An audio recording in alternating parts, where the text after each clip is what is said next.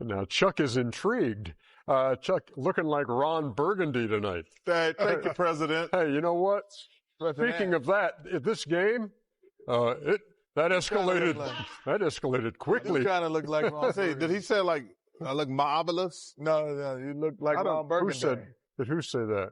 Like, what does Ron Burgundy say? He got a couple famous lines. Yeah, it's like, that escalated quickly. That got out of hand fast. Yeah, and speaking of that, it certainly did tonight in Detroit. Let's see the highlights.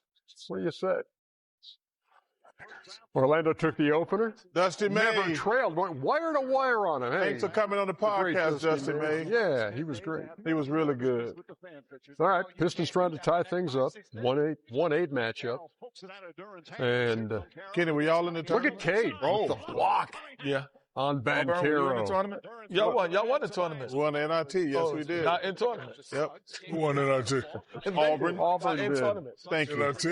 Look at Cade dunking on the other end. They're up by 7. We're number 68. Jalen Suggs had himself a solid first half. Had 15. 69. I'm sorry. 69. No, I'll give y'all 68. Y'all would have beat one of the players. Banchero. Ooh, now get off me, little man. Just a 1-point game. Yeah. Then it escalated quickly. Yeah. When the second half rolled around. Cunningham. Right. The game was tied at 46 at the half. Ben Wallace. Yep. Detroit comes out. First run is 11-0. Okay, to give them a little breathing room. And one.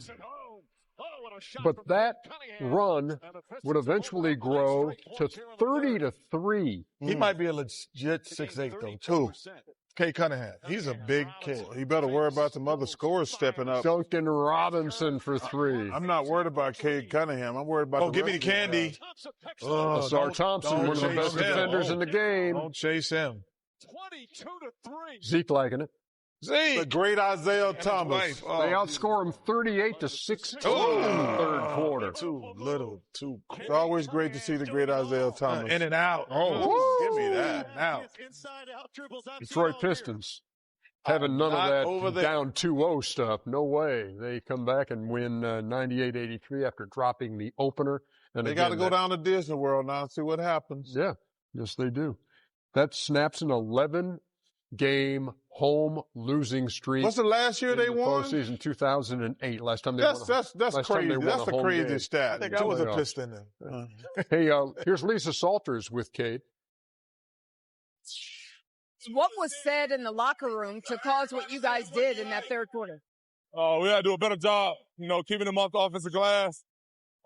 Continuing to keep our defensive intensity up and getting out and running and just executing. I think we did a lot better job of that second half. JB had some words in the locker room.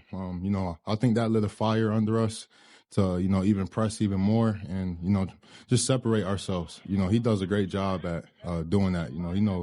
To say the right things that, to get us going.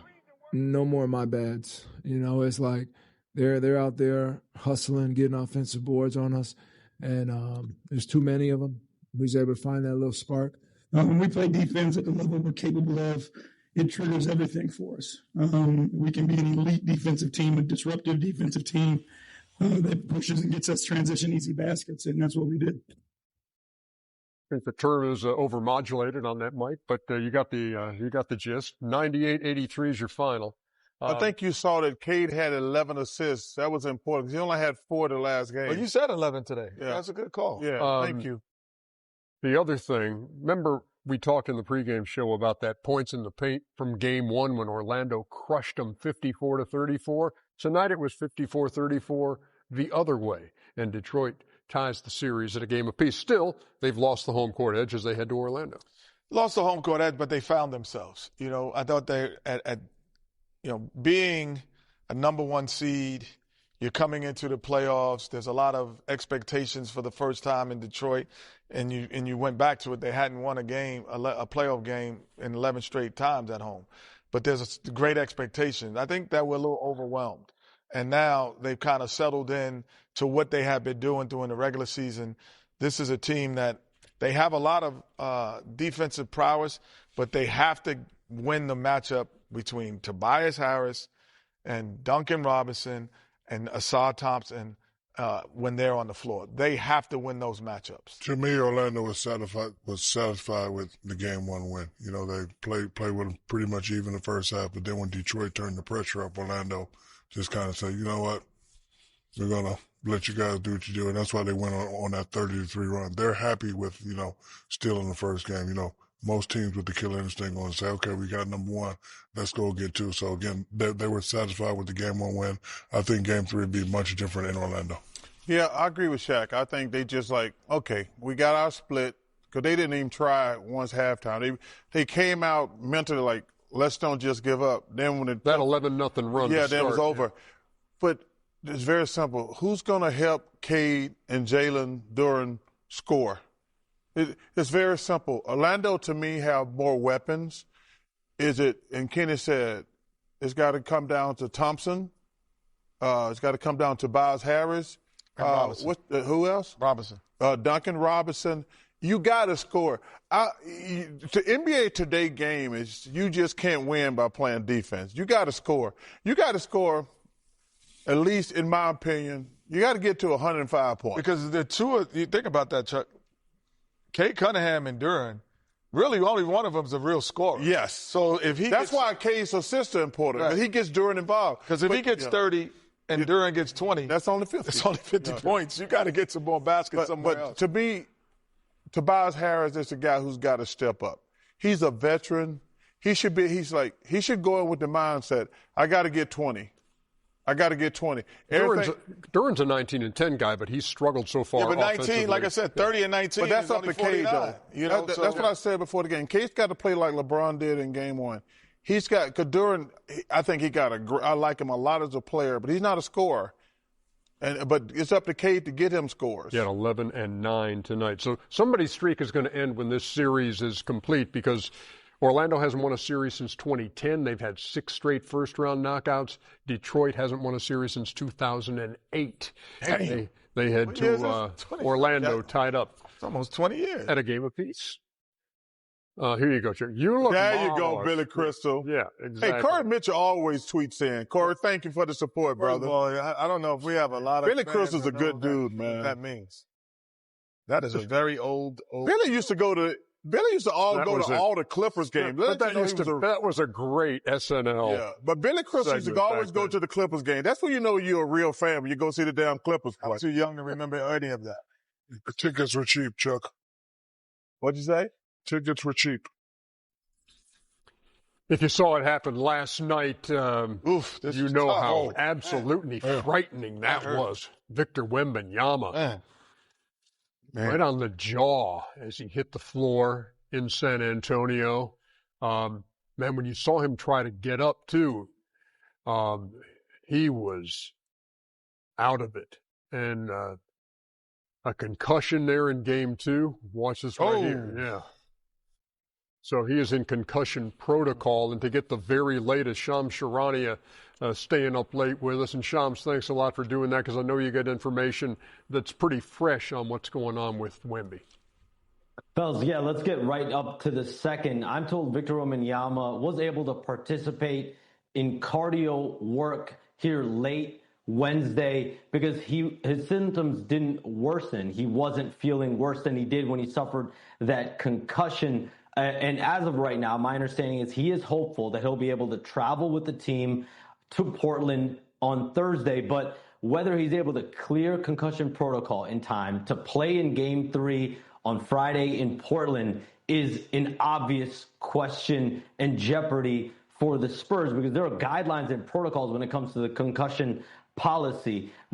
48 hours after suffering the concussion is when Victor Wembanyama would be able to, without restrictions, participate in activities.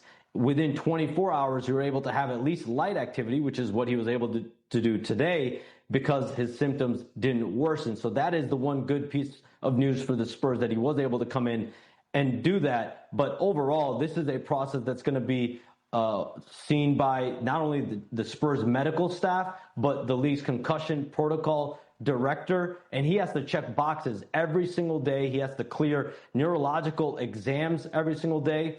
And what we know about the Spurs is they're going to always err on the side of caution, especially with someone like Victor Wembanyama. And What we also know with concussions is it's not always a straight line. So the Spurs are taking this day by day. We'll know more on Thursday about whether he'll be able to play on Friday. So my question will be, how does that affect the ability to fly? I mean, obviously you say it's obviously we're looking at a small little window. Is he able to fly tomorrow? I mean, that'd be my question. So, Chuck, my understanding is the Spurs have a team flight early afternoon on Thursday. And so he's going to go in there tomorrow morning, most likely like he did today, and undergo more testing as far as the neurological exams that take place. They're going to examine him. They're going to see how he does. How are his symptoms? Not sure exactly what symptoms he has right now. But, as of right now, clearly they weren't worse enough from yesterday that prohibited him from at least starting light activity. And so they're going to have him go through tests and see where he's at. And then their medical staff, the league's protocol director, they'll all need to huddle every step of the way here to see what he can and can't do, and ultimately when he needs his clearance. If a player falls like Victor did and gets up and says, I'm okay, put me back in the game, do you still have to go through the concussion protocol, or can you just tough it out?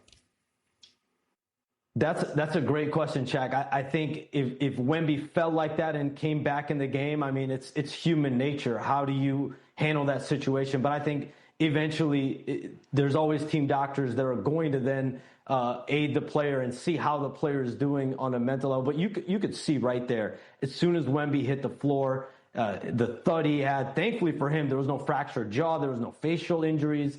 He avoided all that. It's just a simple concussion. But, every concussion has a lot of complexities to it. And he ran immediately right to the back. So he knew immediately exactly what happened. But that's a good question, Shaq.